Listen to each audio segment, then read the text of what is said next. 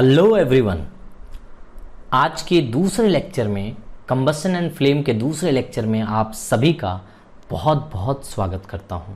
तो चलिए स्टार्ट करते हैं। Types of combustion.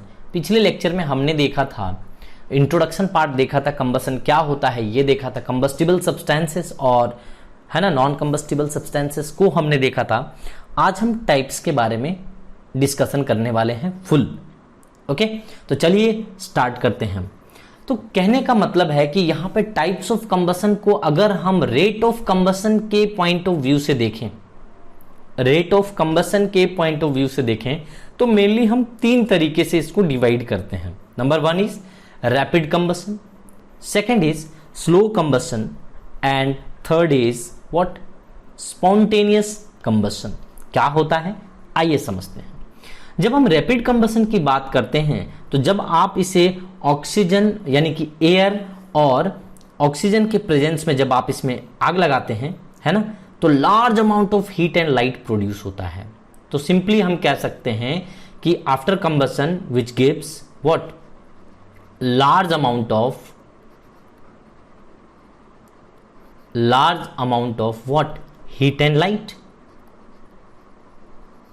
Heat and light energy का फॉर्म यही रहता है, यही देते हैं वो हीट एंड लाइट, है ना, in very short time, in very short time, यानी कि बहुत कम समय में, बहुत कम टाइम में ये आपको बहुत ज्यादा हीट और लाइट दे जाता है, जिसे आप क्या कहते हैं, रैपिड कंबसन। जैसे मान लीजिए आप घर में जो स्टोव जलाते हैं, गैस जलाते हैं, ये सब क्या है, रैपिड कंबसन है। यानी कि तुरंत आपने जरा सा लाइटर एक बार फट से मारा और भग से आग लग जाता है एकदम तुरंत, समझ रहे हो। तो उसमें जरा सा भी टाइम नहीं लगता है आग लगने में, है ना। जरा सा भी गैस फैला, आप थोड़ा माचिस का तिल्ली एक बार मार दो, बस आग लगने में एकदम तुरंत आग लगना है, उसमें कोई डाउट नहीं होता। ठीक है, जैसे आप एग्जाम्पल के तौर पर आप यहाँ पे लिख लीजिए तो ज्यादा बेहतर होगा कि घर का एलपीजी ही लिख लीजिए, ज्यादा अच्छा होगा, है ना।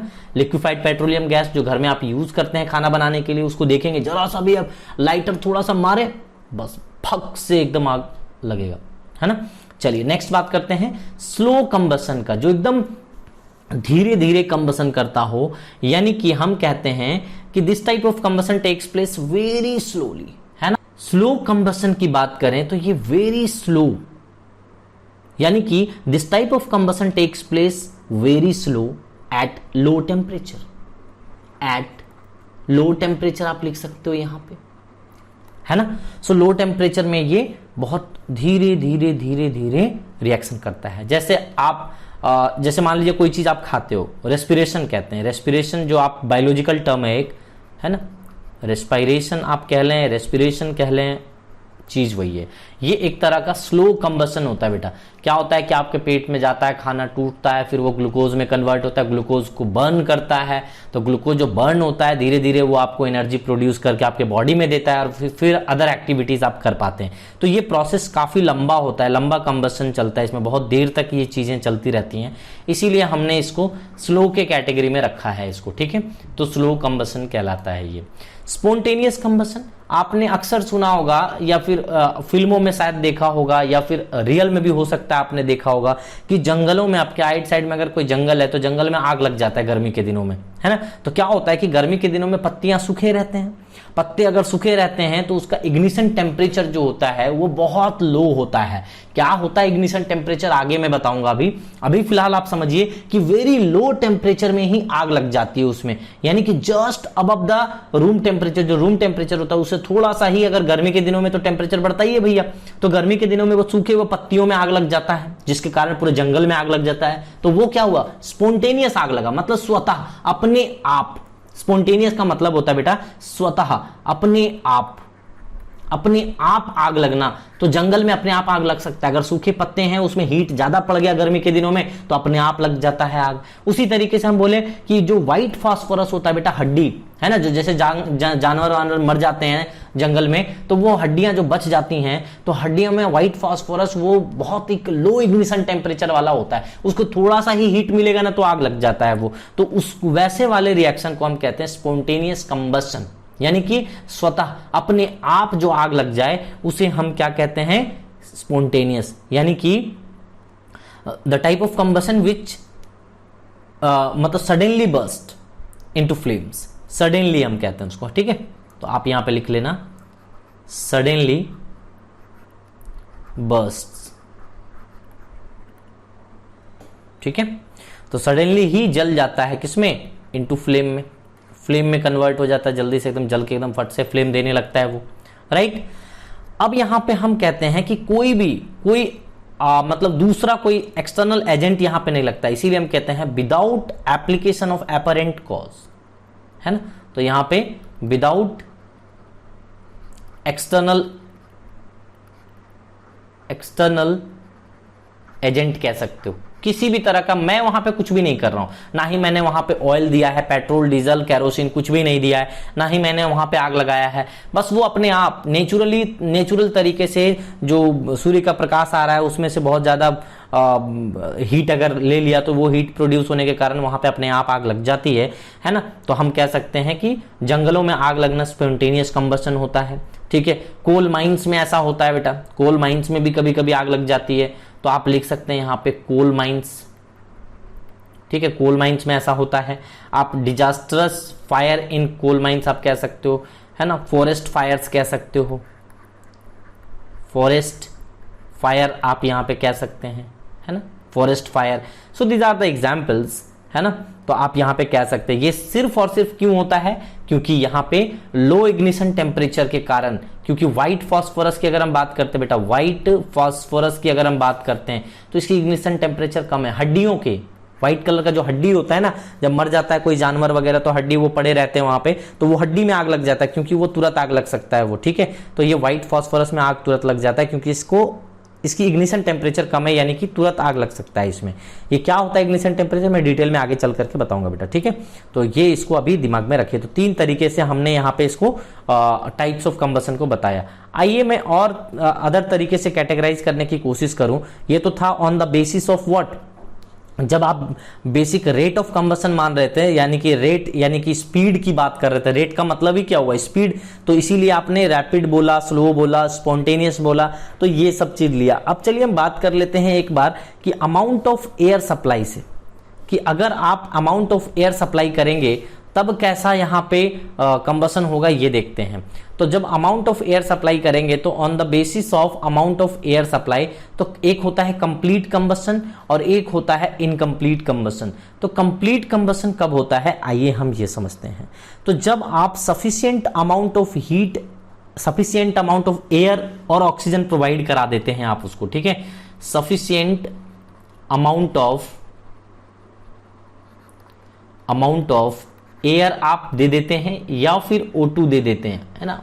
एयर में ही ऑक्सीजन रहता है तो हम लिख देते हैं ऐसे कि एयर या ऑक्सीजन अगर सफिशिएंट अमाउंट में आप दे देते हैं, क्योंकि भैया किसी भी चीज को जलाने के लिए एयर का होना बहुत जरूरी है, ऑक्सीजन का होना बहुत जरूरी है, क्योंकि यही सपोर्ट करता है कंबशन में, आग लगने में यही हेल्प करता है बेटा, ठीक है। तो इसको ये आग लगा सकता है। तो पूरी तरीके से जलने के लिए, कंप्लीट कंबशन जलने के लिए भैया जितना रिक्वायर है उतना तो दोगे ना एयर, अब नहीं दोगे तो फिर नहीं जल पाएगा पूरा, तो फिर वो इनकम्प्लीट हो जाएगा। इसीलिए आपको सफिशिएंट अमाउंट ऑफ हीट देना पड़ेगा जितना इसको रिक्वायर है। जैसे मैं बात करूं अगर कि जैसे कुछ एग्जांपल ले लूं कि अगर आप पूरा जल जाता है तो क्या क्या चीजें प्रोड्यूस होती हैं। CO2 गैस प्रोड्यूस होता है अगर पूरा जल गया तो, वाटर प्रोड्यूस होता है। कंबशन का रिजल्ट मैंने बताया था प्रोडक्ट्स की क्या क्या हो सकते हैं। प्रॉपर हीट एंड लाइट आपको मिलेगा, हीट भी ज्यादा मिलेगा, लाइट भी ज्यादा मिलेगा, ठीक है। तो ये सब आपको मिल सकते हैं प्रोडक्ट्स के फॉर्म में। So this are the products. जब आप सफिशिएंट अमाउंट ऑफ हीट देते हैं तो ये सब प्रोडक्ट्स के फॉर्म में आपको मिलता है। वही अगर आप मान लीजिए कि insufficient amount of heat provide कराते हैं आप इसको, यहां पे insufficient amount of heat produce अगर करा दिए, अमाउंट ऑफ हीट अगर आप प्रोड्यूस करा देते हैं, तब के केस में अमाउंट ऑफ व्हाट, एयर और ऑक्सीजन। बेटा मैं एयर और ऑक्सीजन के जगह पे बार बार हीट कह दे रहा हूं। So amount of air and oxygen अगर बार बार आप उसको इनसफिशिएंट अमाउंट में अगर दे रहे हैं, पूरा नहीं दे पा रहे हैं, जितना उसको जरूरत है जलने के लिए आप उतना नहीं दे पा रहे हैं, तो किस तरीके के प्रोडक्ट्स बनेंगे ये समझते हैं। तो जब आप पूरी तरीके से एयर सप्लाई उसको नहीं देंगे तो वो प्रोडक्ट्स आपको बनेगा कार्बन मोनोऑक्साइड, यानी कि धुआं धुआं टाइप से कार्बन मोनोऑक्साइड बनेगा। जब पूरा जलता है तो CO2 प्रोड्यूस होता है, और आधा जलता है, आधा अधूरा जलता है तो उसको कार्बन मोनोऑक्साइड जलता है, मतलब प्रोड्यूस होता है। सूट प्रोड्यूस होता है बेटा। सूट मतलब समझ रहे हो, काजल लगाते हो ना, काजल धुआं धुआं टाइप से, देखना जैसे लालटेन जलाते हो या फिर कुछ भी जलाते हो, तो जलाने के बाद एक अगर मान लो कि घर के अंदर जला रहे हो कुछ कोई चीज, तो ऊपर दीवार में आप देखोगे कि धुआं धुआं रेड मतलब ब्लैक ब्लैक कलर का एक रेसिड्यू काला काला लग जाता है, दैट इज सूट, है ना, काजल कहते हैं जनरली इसको। तो ये हो गया। फिर क्या प्रोड्यूस होता है, वाटर तो प्रोड्यूस होगा ही भैया, और साथ में हीट प्रोड्यूस होता है, ठीक है, और साथ में लाइट प्रोड्यूस होगा, ठीक है। तो आप बोलोगे सर ये वाटर कहाँ प्रोड्यूस होता है, तो दिखता ही नहीं है मेरे को वाटर। भैया दिखेगा कहाँ, ये वेपर के फॉर्म में प्रोड्यूस होता है ना, ये वेपर के फॉर्म में होता है। आपको हवा, ये वेपर में गैस में उड़ जाता है ऊपर में, ठीक है, तो आपको वो दिखता नहीं है। वाटर निकलता है, ऐसा नहीं कि सर आग लगाए तो वहां से शंकर भगवान के जैसे जटा से निकलता है ना धर धर धर वाटर, वैसे या फिर हैंडपंप जो चलाते हैं उससे वाटर निकलता है। तो सर हम आग लगाते तो वाटर कहाँ निकलता है, आप तो बोलते हो वाटर निकलता है। भैया वाटर निकलता है लेकिन वेपर के फॉर्म में रहता है ना, उड़ जाता है, पता ही नहीं चलता है आपको, समझ रहे हैं। बहुत इंपॉर्टेंट है बेटा, ये सब सोचा करो, ऐसा नहीं सोचना एकदम बच्चों की तरफ नहीं सोचो, मैच्योर्ड हो जाओ आप, ठीक है। तो इस तरीके से आपने कंप्लीट कंबसन और इनकम्प्लीट कंबसन का देख लिया। कुछ एक्टिविटी मैं आपको बताता हूं सो दैट आपको ये पता चल जाए कि जो कंबसन होता है वो एक केमिकल चेंज है। क्या है, केमिकल चेंज है। तो मेन एम हमारा जो होगा वो ये बताने के लिए कि कोई भी केमिकल मतलब जो कंबसन होता है वो कंबसन एक्चुअली केमिकल रिएक्शन होता है, केमिकल चेंज होता है। आप बल्ब का जलना कोई केमिकल चेंज नहीं है, तो इसीलिए आप उसे कंबसन के कैटेगरी में नहीं रख सकते। एक आदमी दूसरे आदमी से जलता है तो वो कंबसन के फॉर्म में नहीं है, है ना, तो वो जलना अलग चीज है। तो कंबसन कहने का मतलब सिंपल सा लॉजिक है कि यहां पे एक न्यू प्रोडक्ट बनना चाहिए, यानी कि किस तरीके से, चलिए मैं आपको एक डायग्राम दिखाता हूं, उसके हेल्प से आपको एक्सप्लेन करूंगा। तो आइए इसको समझते हैं कि आखिर मैग्नीशियम का जलना, पहले ये जो रिबन है देख रहे हो आप, ये रिबन जो आपने हाथ में पकड़े हुए हैं आप, इस तरीके से मैग्नीशियम रिबन आपने हाथ में पकड़ा हुआ है, ठीक है। अब इस मैग्नीशियम रिबन का क्या करते हैं, अच्छे तरीके से इसको रब कर लीजिए, पूरी तरीके से अच्छे से साफ कर लीजिए उसको, और फिर यहाँ पे बंसन बर्नर जो है ये वाला है ना, ये बंसन बर्नर, आप इसको जला दीजिए, यहां से ऑन कीजिए इस तरीके से और यहां पे जला दीजिए। जलाने के बाद इसको एकदम धीरे धीरे एक चिमटे से पकड़ करके, इसको एक होल्डर से पकड़ करके आप क्या कीजिए, इसको रखिए, सो दैट यहाँ पे आप जब जलाओगे इसे तो धीरे धीरे जले और आपको कोई नुकसान ना हो, आपके हाथों पे आग ना लगे, ठीक है। तो ये जला दो, पूरी तरीके से जला दो, तो व्हाइट कलर का एक ऐश मिलेगा यहाँ पे, है ना, यानी कि व्हाइट कलर का यहाँ पे एक रेसिड्यू मिलेगा जो आपने यहाँ पे इस तरीके से रखा हुआ है इस कंटेनर में। तो वो क्या बन जाता है, मैग्नीशियम ऑक्साइड बन जाता है। जब आप ऑक्सीजन, यानी कि ये जो आग लगा रहे हो, ये ऑक्सीजन का रिएक्शन करा रहे हो, ये एक्चुअली है Mg, ये Mg है और ये O2 है, तो ये दोनों मिलकर के क्या बना लेगा, MgO। तो देख लो यहाँ पे मैग्नीशियम ऑक्साइड यहाँ पे बन चुका है। अब क्या करोगे, आपको ये पता करना है, देखो प्रोडक्ट ही चेंज हो गया बेटा, ये सिर्फ मैग्नीशियम था, अब यहाँ पे मैग्नीशियम ऑक्साइड हो गया। तो अब इसको चेक करना है कि ये एसिडिक है या बेसिक नेचर का। अगर आपको चेक करने का मन कर रहा है तो आप चेक कर सकते हैं, क्या करिए, इसको वाटर में डिजोल्व कर दीजिए। तो जैसे ही वाटर में डिजोल्व करेंगे तो मैग्नीशियम ऑक्साइड जो है वो मैग्नीशियम हाइड्रोक्साइड में चेंज हो जाता है, राइट। तो मैग्नीशियम हाइड्रोक्साइड में चेंज हो जाता है, तो आप कह सकते हो कि वो बेसिक नेचर का है, क्योंकि OH जिसमें लग गया तो वो बेसिक नेचर हो जाता है। इन जनरल आप समझते हो ऐसा, है ना। तो अब बेसिक नेचर का है तो लिटमस पेपर में भी आप चेक कर सकते हो कि ये एक लिटमस पेपर रहा आपका, ठीक है। तो वहां पे क्या करोगे कि आप डाल दो व्हाइट एश पाउडर जो है वो डाल दो, तो लिटमस पेपर में आपको पता चल जाएगा कि वहां पे रेड लिटमस जो है वो ब्लू में कन्वर्ट होता है। आपको पता है कि बेस में हम क्या कहते हैं, रेड टू ब्लू कन्वर्ट होता है, जबकि एसिड जो है वो एसिड में आप जब देखेंगे तो ब्लू लिटमस रेड में कन्वर्ट होता है। तो यहां पे इस तरीके से आप आइडेंटिफाई कर लेते हैं कि ये एक केमिकल चेंज है, एक केमिकल चेंज है जो कि यहां पे बेसिक नेचर का हो रहा है। आपने लिटमस पेपर से भी देख लिया। तो अब मैं कहना चाहता हूं कि कंबसन जो होता है एक तरीके का केमिकल चेंज होता है बेटा। तो ये आपने अभी देखा इस डायग्राम की मदद से कि किस तरीके से आखिर हम कोई भी कंबसन को कह सकते हैं कि वो एक केमिकल चेंज है। तो यहां पे ऑब्जर्वेशन क्या देख सकते हैं कि मैग्नीशियम जो बर्न करेगा वो डेजलिंग लाइट के साथ में बर्न करता है। इसको हम एक टर्मिनोलॉजी यूज करते हैं, दैट इज डेजलिंग लाइट, है ना। येलो येलो कलर का ऑलमोस्ट लाइट होता है और भुक भुक भुक भुक करता हुआ ऐसा करके चमकदार इस तरीके से, तो डेजलिंग लाइट साउंड होता है, सॉरी डेजलिंग लाइट आपको दिखाई पड़ता है। अब जब मैग्नीशियम बर्न होता है तो आपको व्हाइट कलर का ऐश मिलता है, आपको ये भी पता है। तो व्हाइट ऐश आपको मिलता है, यानी कि राख जो वहां पे लास्ट में मिल जाता है रेसिड्यू, वो आपको व्हाइट ऐश की तरह मिलता है, ठीक है, अब जब इसको आप लिटमस पेपर में चेक करेंगे तो क्या होगा बेटा बताओ, ये आपको बेसिक नेचर का शो करेगा। रिएक्शन चाहे तो आप लिख सकते हैं कि सबसे पहले मैग्नीशियम रिएक्शन करता है किससे, O2 से रिएक्शन करता है, तो ये बना लेता है क्या, मैग्नीशियम ऑक्साइड। अगर बैलेंस करना चाहें तो बैलेंसिंग आप कर सकते हैं कि 2 मैग्नीशियम आपने ले लीजिए, यहाँ पे 2 मैग्नीशियम से 2 ऑक्सीजन भी हो गए। इस तरीके से आपने देख लिया। तो अब क्या होता है कि ये मैग्नीशियम ऑक्साइड को आपने क्या किया, वाटर में डिसॉल्व कर दो, चूंकि हमें पता करना है कि वो बेसिक है या एसिडिक है, तो ये बना लेता है MgOH का होल ट्वाइस बना लेता है, जिससे हमें पता चल जाता है कि ये एक बेसिक नेचर है, क्योंकि मैग्नीशियम हाइड्रोक्साइड जो होता है वो बेसिक नेचर का होगा। क्यों, क्योंकि यहाँ पे OH है और आपको मैंने बताया है कि यहाँ पे इन जनरल मैग्नीशियम का हाइड्रोक्साइड, इन जनरल क्या मैग्नीशियम हाइड्रोक्साइड जो होता है वो बेसिक नेचर का होता है ना। लिटमस पेपर में भी चेक करके आपने यहाँ पे देख लिया, तो यहाँ पे रेड लिटमस ब्लू में कन्वर्ट हुआ था, राइट। तो ये आपको पता चल गया। नेक्स्ट आइए मैं दिखाता हूं कि आखिर कंबसन करने के लिए किन किन चीजों का जरूरत पड़ता है। फॉर कंबसन, ठीक है। तो कौन कौन सी चीजें हैं जो बहुत जरूरी है, उसके बिना आग लग ही नहीं सकता, वो कौन कौन सी चीजें हैं, आइए उसको हम समझने की कोशिश करते हैं। तो सबसे पहली बात, नंबर 1 की अगर हम बात करें तो सबसे पहला कंबस्टिबल सब्सटेंस होना चाहिए। मैंने बता रखा है कि क्या होता है कंबस्टिबल, नॉन कंबस्टिबल। तो कंबस्टिबल सब्सटेंसेस होने चाहिए सबसे पहली बात, यानी कि वो जलना चाहिए, ठीक है। तो यहां पे हम बात करते हैं कि कंबस्टिबल सब्सटेंसेस का होना जरूरी है। दूसरी बात जो बहुत इंपॉर्टेंट है कि जो सपोर्टर होते हैं, है ना, सपोर्टर लाइक एयर, ऑक्सीजन, है ना, इसको क्या कहते हैं, सपोर्टर ऑफ कंबसन। तो ये सपोर्टर होना जरूरी है, यहां पे ये सपोर्टर होने चाहिए, ठीक है। और थर्ड जो बात हम करते हैं, attainment of what, ignition temperature,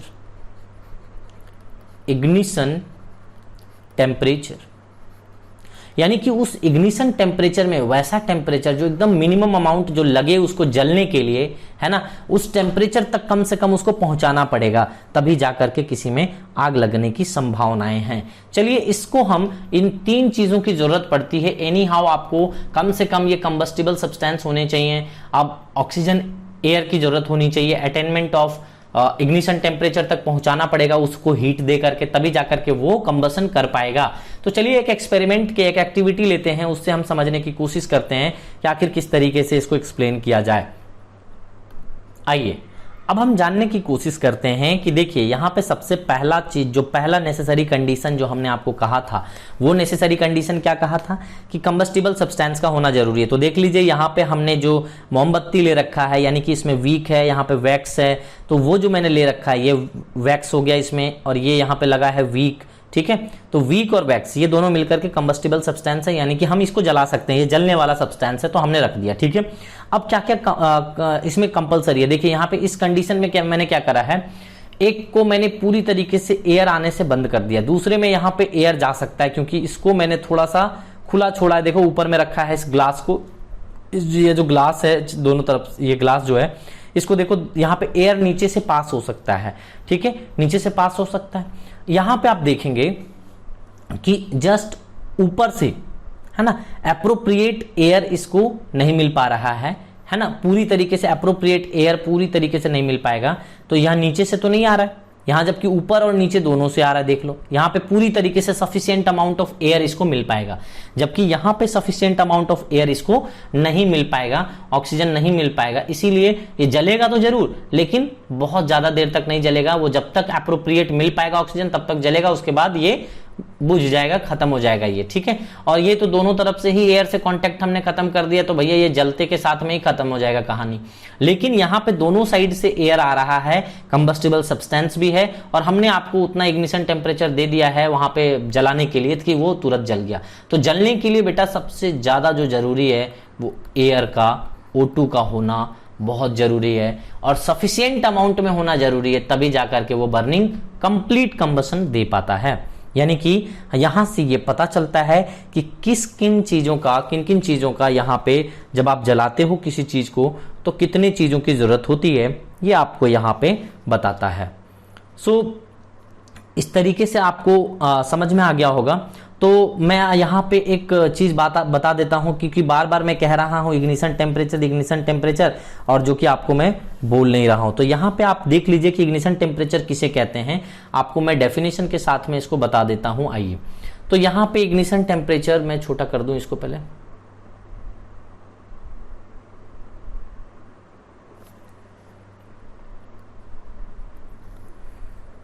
आइए मैं आपको यहां पे इग्निशन टेम्परेचर बताता हूं बेटा। इग्निशन टेम्परेचर ये क्या होता है, इसे समझना बहुत जरूरी है। मतलब मिनिमम अमाउंट में ही आग लग जाए, है ना। तो यहां पे हम कहते हैं, इसका डेफिनेशन के तौर पे आप देख सकते हैं, minimum temperature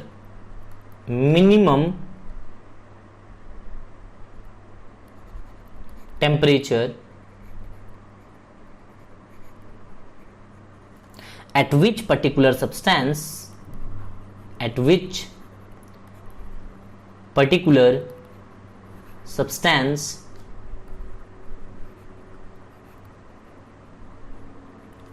burns in the presence of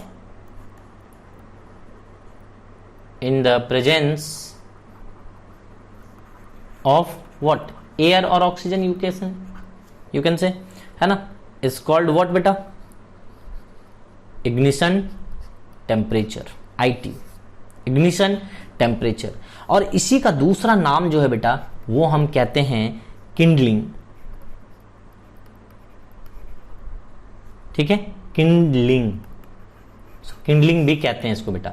तो इग्निशन टेम्परेचर कहने का मतलब है, जैसे मान लीजिए कि आपको कुछ सब्सटेंसेस दे दी गई हैं, ठीक है, तो कौन इजीली फायर पकड़ लेगा। जैसे मान लीजिए कि आपको दे दिया गया एलपीजी, ठीक है, और आपको दे दिया गया है यहाँ पे मान लीजिए कि वुड दे दिया गया, ठीक है, आपको दे दिया गया है और चीजें बताता हूँ, पेपर, ठीक है, आपको और दे दिया गया है, जैसे मान लीजिए कि एक पेपर के कप में ऐसा करके वाटर भर के दे दिया गया है, ऐसा वाटर, ठीक है, तब पेपर जलाना है। ये पेपर का कप है ना, ये पेपर का कप है। तो यहां पे देखो, ये आप जैसे ही यहां पे लेकर के जाते हो माचिस के तिल्ली को आग लगाने के लिए, फट से आग लग जाता है। जबकि वुड अगर मान लीजिए, अगर मान लीजिए कि कच्चा है और उसको आग लगा रहे हैं, तो इग्निशन टेम्परेचर यानी कि इसको बहुत ज्यादा हीट करना पड़ेगा, तब जाकर के वो टेम्परेचर अचीव कर पाएगा और तब जलना स्टार्ट करेगा, है ना। मिनिमम टेम्परेचर, वो मिनिमम टेम्परेचर जिसमें कोई सब्सटेंस जलना स्टार्ट कर देता है, उसे हम कहते हैं इग्निशन टेम्परेचर। तो वुड को बहुत टाइम लगेगा, इवन आप सूखा लकड़ी भी ले लीजिए ना, फिर भी आसानी से आप नहीं जला पाएंगे उसको, बहुत देर तक, करीबन 2 से 3 मिनट या हो सकता है उससे थोड़ा सा कम रखना पड़ता है उसके सामने तिल्ली ले जाकर के, तब जाकर के वो जलता है। यानी कि इसकी इग्निशन टेम्परेचर क्या है, ज्यादा है।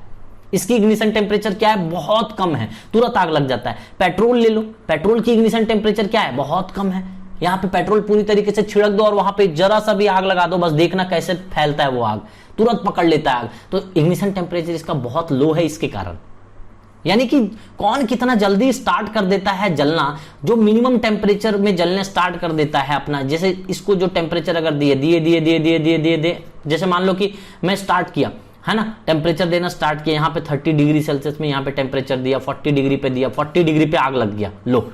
तो इसका मिनिमम टेम्परेचर 40 डिग्री सेल्सियस होगा जहां पे ये आग पकड़ लिया, है ना। फिर 50 डिग्री 60 डिग्री तो बढ़ता चला जाए, कोई दिक्कत नहीं है, लेकिन 40 जो मिनिमम टेम्परेचर था उसमें आग पकड़ लिया, तो हम इसको कहेंगे इग्निशन टेम्परेचर इसका 40 है ना। तो जिस टेम्परेचर पे वो आग लग जाता है वही कहलाता है उसका इग्निशन टेम्परेचर। पत्तियों को ले लो, है ना, मतलब आप सूखे पत्ती को ले लो और हरा पत्ती को ले लो, तो किसको जलाना टफ होगा, तो ग्रीन वाले पत्ती जो होंगे, हरे कलर की जो पत्ती होंगी, उसको जला पाना आपको टफ होगा, है ना। ग्रीन लीव्स जो होंगे उसको जला पाना आपको टफ होगा, उसकी इग्निशन टेम्परेचर थोड़ी ज्यादा होगी, उसको जलाने में आपको डिफिकल्टी होगी। बट सूखा वाला जो यहाँ पे पत्तियां रहेंगी उसको जला पाना बहुत ईजी होगा आपके लिए, तुरंत जला लेंगे आप, ठीक है। तो इसी तरीके से जलाना बहुत ईजी है। इसी तरीके से कप ऑफ पेपर की बात कर लें तो पेपर यहां जलाना टफ होगा, यहां पे तुरंत जल गया था, सूखा पेपर तो तुरंत जल गया था, बट यहां पे वाटर डाल दिए तो ये इग्निशन टेम्परेचर इसके क्या करता है, बढ़ा देता है, जिसके कारण आप इसमें आग नहीं लगा पाते हो जल्दी से। So these are the examples. Ignition temperature को समझाने के लिए हमने आपको कुछ एग्जांपल्स दिया, आई थिंक सभी को समझ में आ गया होगा। मिलते हैं अगले लेक्चर में और भी कुछ इंटरेस्टिंग फैक्ट के साथ में, और भी इंटरेस्टिंग कुछ एक्टिविटी के साथ में। तब तक के लिए